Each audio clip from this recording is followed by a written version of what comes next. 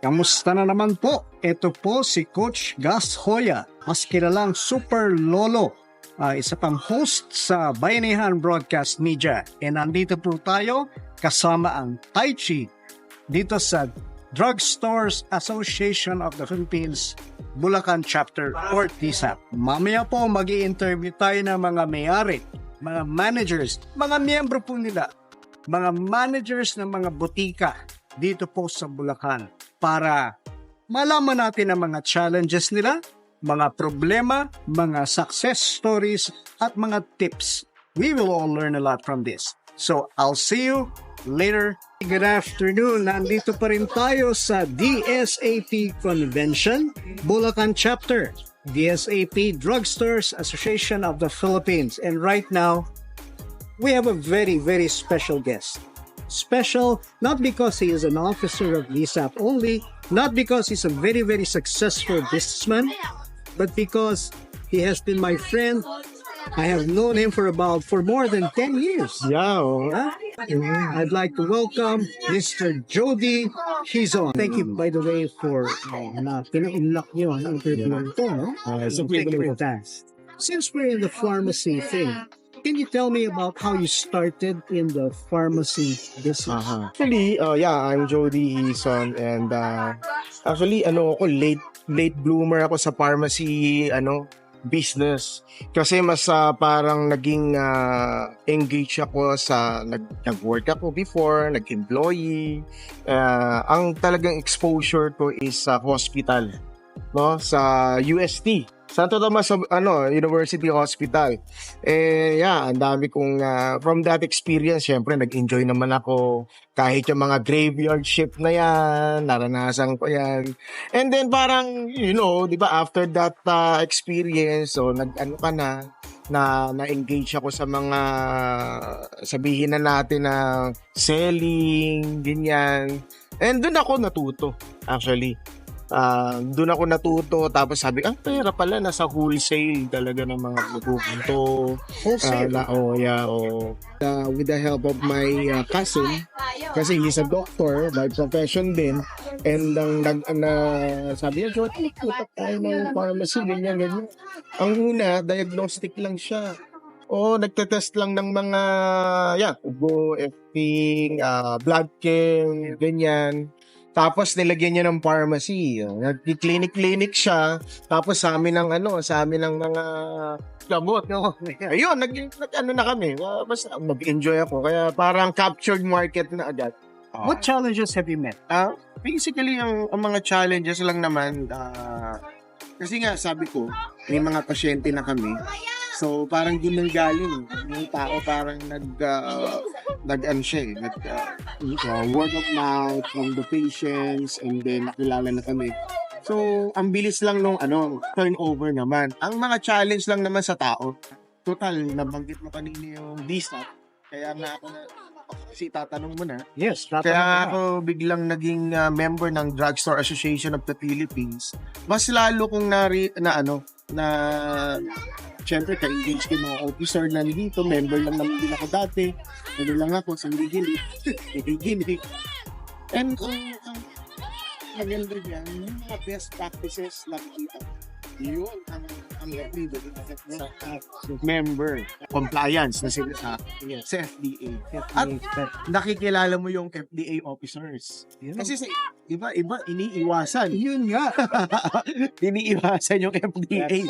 Dito namin sa talagang kaibigan, at naiintindihan namin yung pinanggagalingan, diba? Kung bakit sila syempre kailangan maging strict. If you were to advise budding entrepreneurs, yung papasok pa lang sa negosyo ng butika, pharmacy, anong may advice?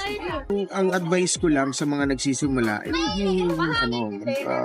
consistent ka lang sa ginagawa mo, mag-persist ka, syempre. Diba? Kaya iyan naman ang mga, ang dadalingan ng isang entrepreneur. Diba? Tsagain mo lahat.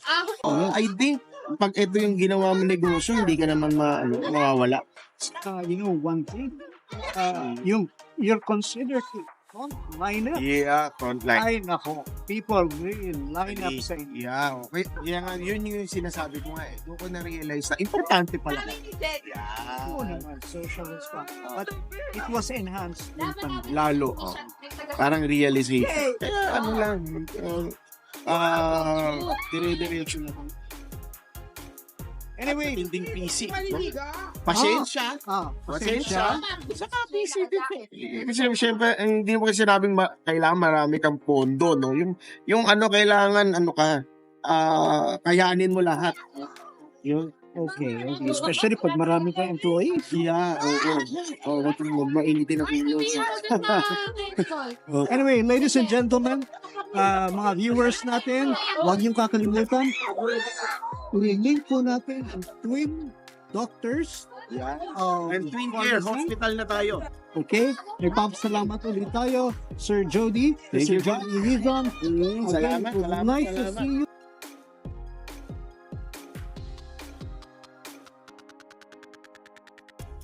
I'm Joy Francisco, owner of Prime Care Pharmaceutical Distributor. Here in DSAP, I'm elected as Vice President Internal. Wow. So, Vice Joy. Ayan. It's Vice Joy, VP Joy. yeah. Could you repeat the name of your pharmacy and where it is located? My pharmacy is Prime Care Pharmaceutical Distributor located at Hagunoy, Bulacan. What challenges na have you faced? Actually, ang dami sir, lalo na ngayon. Halos lahat yata ng business dumadaan sa pagiging matumal. Humat.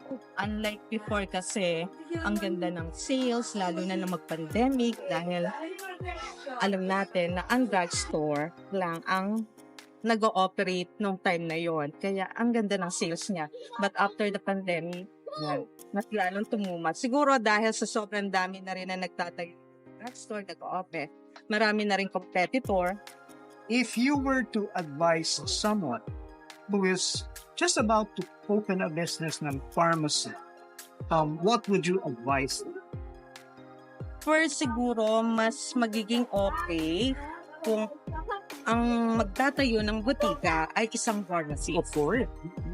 Dahil halos lahat ng requirements, yung pag kasi nagtayo ka ng isang butika na isa kang businessman or businesswoman na hindi ka pharmacist, minsan ang hirap sa mga requirements, ang hirap minsan intindihin bakit kailangan ng ganito, bakit kailangan ng ganyan. Unlike pag ikaw ang pharmacist, alam mo ang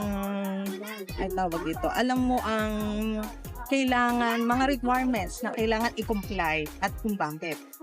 And this business is a lot of legalities, right? Yes, sir. Wow. Okay. Don't forget, by the way, we will be putting a link down, okay, of her pharmacy. Do you intend to branch out more? I mean, open other branches in the near future? Yes, sir. Why not? Okay. Yeah, masaya naman, no? Ang daling mag-branch eh. Ang problema, yung manpower. Are you hands-on? Yes, sir. How important is it to be a member? Actually, being a member of DSAP, ang laki ng naitutulong dahil from DSAP, sila ang nagbibigay ng mga updates, mga kailangan i-comply, kung may bagong inilabas si government na kailangan i-comply ng bawat drugstore, nai-update kami, nalalaman namin, ayun, nakaka-comply ng bawat members. Okay, Ma'am Joy, thank you so much. Thanks, sir. We will be publishing this in different social media platforms. Thank you. Thanks, Bye. sir.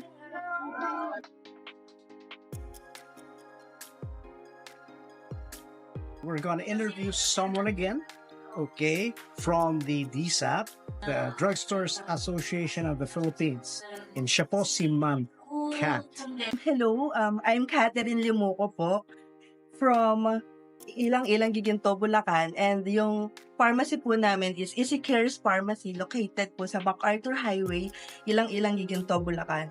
Magto 2 years pa lang po kami in business ng pharmacy. Masasabi po natin na marami na po tayong na-experience na from magaganda and then mga challenges na din po. What challenges have you faced? So, syempre, unang-una, hindi po natin hawak specifically yung lahat po ng, iba-iba po kasi yung ugali po ng bibili sa atin. So, kailangan lahat po sila is mapakisamahan natin ng maayos para make sure po natin na babalik at babalik po sila sa atin. Mabigay po natin sa kanila yung pangangailangan nila and yung tamang advice.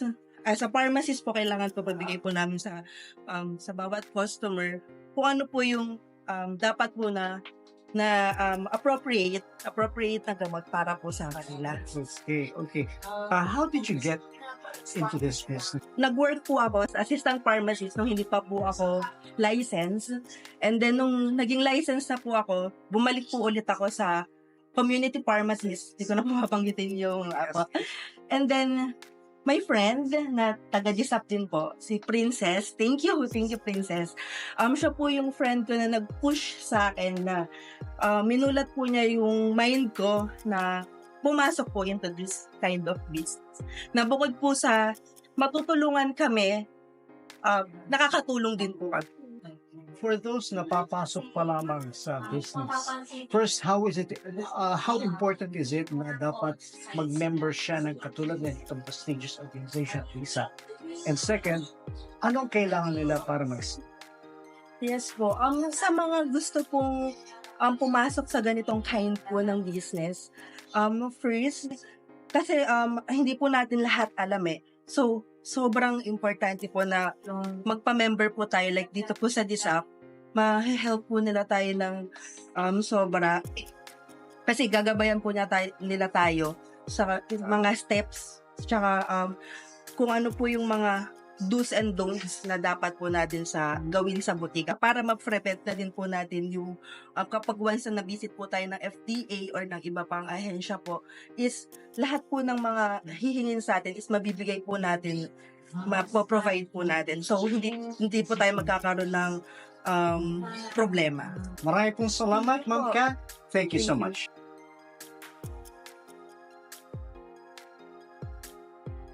Okay, again, kamusta po sa inyo lahat, mga viewers? Kasama ko ang isang very special person today, si Ma'am Joy. Yes. Okay, Ma'am Joy, aside from being a director of DSAP, or Drugstore Association of the Philippines, is also a drugstore owner, manager, and sabi nga, a businesswoman. How did you get into this business? First of all, thank you for choosing me to be one of your guests dito sa vlog mo. First of all, I'm a pharmacist. I came from a parents na meron kami manufacturing laboratory, which is J. Kenny Laboratories. And meron kami magkakapatid ay pharmacist. But bukod sa pagiging isang pharmacist sa aming laboratory, nagkaroon ako ng interest nung isang beses na naisama ako ng mother ko sa Drugstore Association Convention. So, during the National Convention, I think mga 3 years pa lang ako nakaka-graduate na from UST, yes, pharmacy. Parang naging interested ako dun sa galawan doon. So, I collected price list from these suppliers na may mga booth. So, from the price list, although kami may booth din kami sarili doon as J. Kenny, from the price list, parang gusto ko magtayo ng butika. Parang doon ako nagkaroon ng interest. Pero nung nag-aaral ako, wala akong focus na magkakaroon ako ng store. Kasi ang focus namin is para sa laboratory namin.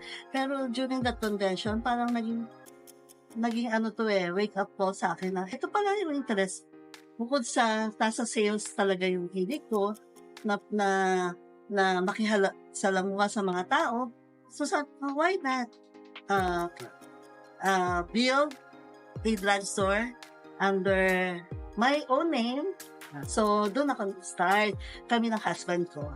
What's the biggest challenge you faced? Was it during the pandemic or whenever? Ano tayo share? Pandemic, crisis na nangyari sa ating lahat. So, aware po tayo na ang drugstore, isa to sa mga hindi isinarang strategy kasi kailangan tayo ng tao. Actually, kami, very exposed kami sa virus. Pero, kinailangan namin mas bakit? Because ako mismo, nakikita ko yung kailangan itong profession ko ba? Parang committed mo ako. I'm committed na may profession. Kailangan ko mag-passion. Hindi na ito minsan, hindi mo alam kung ano kumain. It's not about the profit, but it's your kawang gawa sa tao. Okay? Para meron silang mabilang ng gamot, meron silang mabilang ng alcohol. Isa po kami sa mga hindi nawalan ng alcohol because of GKM Laboratory. We have manufacturing po ng alcohol. Kaya, I'm proud to say din po na hospitals at survive kami dyan, kung nagpitak sila dito, ambulansya ang nalalilata. Nakakaawa, nakakaiyak. Okay, ang mga tao nag-aaway sila pagdating summer. Umabot po kami sa point na pinapalinis ko sila and we limit purchase sa 2 alcohol lang para humabing ang lahat. Pero hindi po nawalan ang drugs para sila alcohol at vitamins. Kasi isa po yan sa commitment natin na bigyang solusyon o bigyang proteksyon ng mga tao in times of crisis. Don't forget Drug Central Pharmacy. We will be getting the information from her and we will be posting it. Yes, we have 7,000 followers. And I hope madagdagan with this vlog. Okay, so Yes, it will. follow niyo po ang Okay, Drug don't Central forget Pharmacy. Drug Central Pharmacy, okay? So, Ma'am Joy, we'll be posting also your contact number. Thank you so much. This was one of the, and you're an officer also.